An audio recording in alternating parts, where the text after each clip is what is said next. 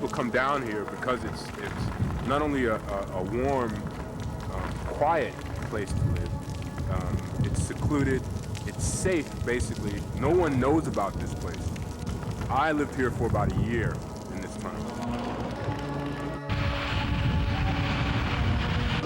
The greatest danger at this level of dwelling is complacency. It really is, because this is the perfect environment to grow and to destroy oneself. And go either way.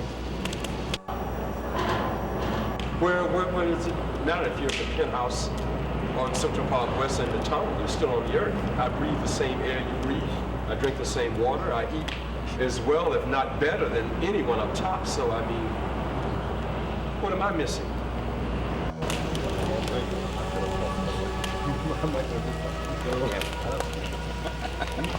I have the biggest apartment in the city, rent-free. My name is Bernard Monty Isaac. I'm 34 years old. I've been a resident of New York City since August of 1975. I moved here during that year after I graduated from the University of Maryland, College Park campus. I'd known about the tunnel. I'd never been down there. I'd been to the gates and looked in back in 78, 79. So this brother, the three of us, this wino, we brought him along with us, and this other brother, William Rambert. We came down, and something told him he'd go left. So we started walking north on the tracks and saw the houses, and I said, this is it. And here I am, 2.5 years later, and it's been great.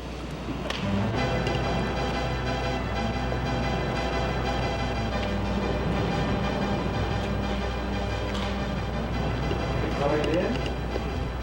Come on in. Make some space for you all to step in. This is my dumb weight that holds the baseboard that keeps the mice and other unwanted critters out. Enter.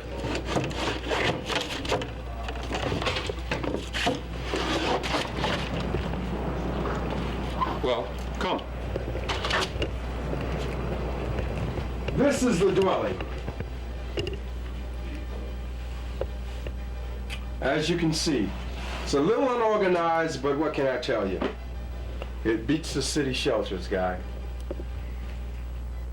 This is a tunnel that's been occupied by the homeless for about 20 years. Most of the people in New York wouldn't even know that this exists.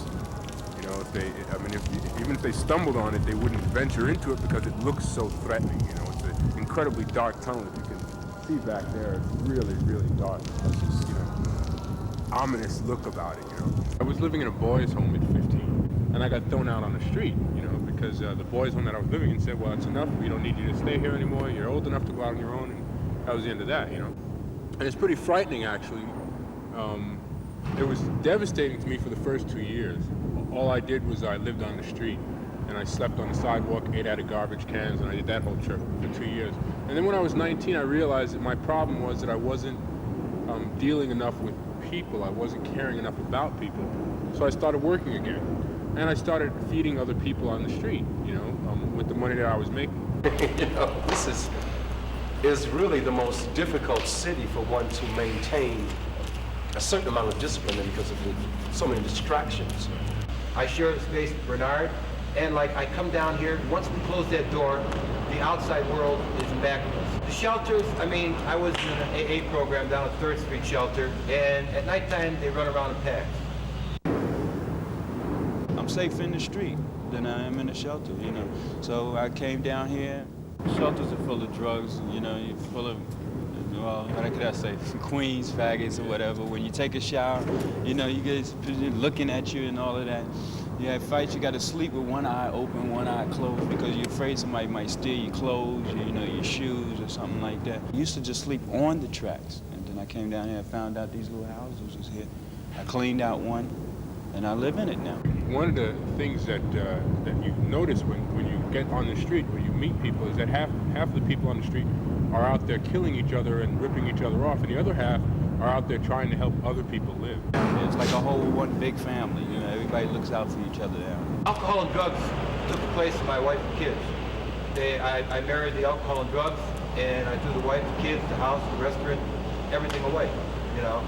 And I threw myself away. You know, I used to leave a $20 cap tip. You know, last week I was up trying to find cans. You know, that's what I'm dealing with now. I lost my whole family in a car accident. You know, I mean, my mother, you know, my brothers, my sister, my girlfriend, I mean, you know, everybody in a car accident. So they like put me, you know, in a stage that I had to be in a hospital for like 6 months. Well, All right, this is kind of. the bottom. I don't like it. What do you? Are you out? It, but slightly, very slightly. That's good. That's slight enough. Cheers, y'all. My mother was born and raised in Brooklyn, in Bed-Stuy, and when she had me, she'd already had 2 kids before me. She had 5 kids, by the way. I being the only boy and the third of all her children, right? So she sent us all away except one because she couldn't afford to keep us. She didn't really have she wasn't in any kind of financial position to keep her kids. So she got rid of all of us, and so I grew up in homes.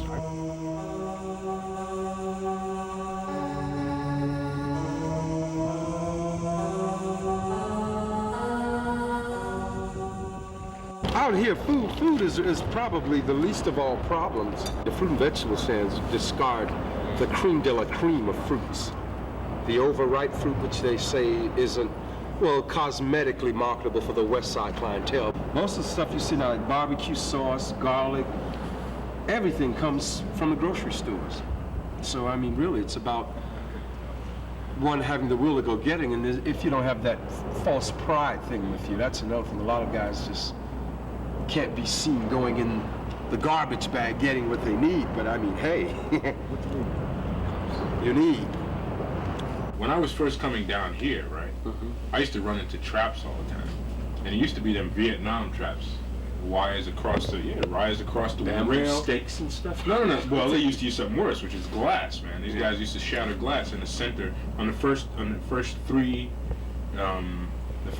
spaces of rails, or rather the center 3 spaces of rails, and run a wire across with one white wire closest to the one white rag hanging from the wire closest to the wall. So that if you were walking down here at night, okay, and you didn't have a light or something, and even if you had a light, you'd miss the damn thing. That's right. Who was this idiot that was doing this? These are the people that were living in the first set of buildings down here. But the real scary thing about being down here, right, is coming down here at night and not knowing who's moved in or who's living down here. When you're out in the open and you're homeless, you become a victim twice over. You're already a victim because you're homeless, but then you become a victim of people's anger, a victim of people's fear, a victim of people's frustration. Do I fault anyone for this present position I'm in? No, I, as I said before, anyone who faults anyone else for their condition at any point is a fool. If you could say you've learned one thing from being down here, what would that be? Gratitude. Appreciate what I have today, not what I had yesterday or what I'm going to get tomorrow. Just deal with what I've got to deal with today. Most of us are in a bind simply because we're forced to keep the roof over our heads, the car, the TV, and we're addicted to those things, the material world in general. Man is not that important, guy. He he's a babbling idiot, long story short. Was a guy who was working for CBS and living down here in the tunnel. I don't know if he still lives here. He lived in the same building that I lived down in 96th Street. I met him at a point where I was afraid of, my own situation, afraid of what I was doing, where I was. I started hating myself for the situation that I was in. And this guy taught me actually not to feel so bad. I mean, not to feel so fucked up, because it's not that bad a situation. It's just a matter of, getting a grip on who you are and dealing with that. And that's where that's at.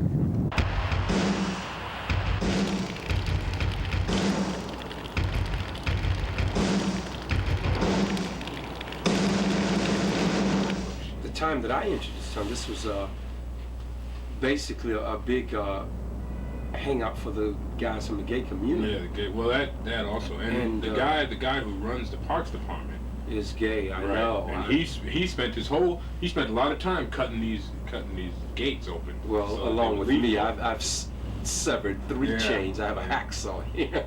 Yeah, because I said I will not be chained in. You can chain me out, but I'd be damned if I'd be chained in. Right? My father, he said, He'd been out of the hospital for about 2 weeks, and he said to me, in a very eerie way, he looked at me and he said, you know, Bernard, he said, you owe God something, and if you don't give it to him, you know you're going to suffer. If you don't reach out for what he's trying to hand you. And the feeling that came over me by him saying that to me, really, it was, put the hook in me, something I've never felt before. Because I truly love him dearly, and I'm just waiting for all this to come together, just for him. Because it's really he's probably the only man or person on this earth whose approval I seek at any point. No, I have to deal with the topside world. I'm not totally isolated. Believe me, I have to go up and deal with, man. I feel like I'm going to redeem some cans soon for money. I have to go in stores. No, but once I reap my blessing, which I will soon, my financial blessing to acquire the things that I want, which is a house, basically, and I'll get away. I'll find my unique space to be alone, believe me. There is time left. There is time left. I feel the hunger and the cold. I got no place to lay my head at night.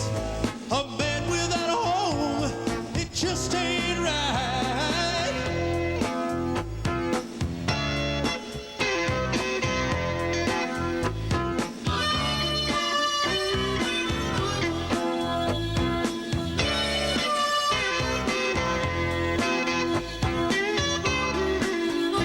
It's a far cry from heaven, but it ain't quite there.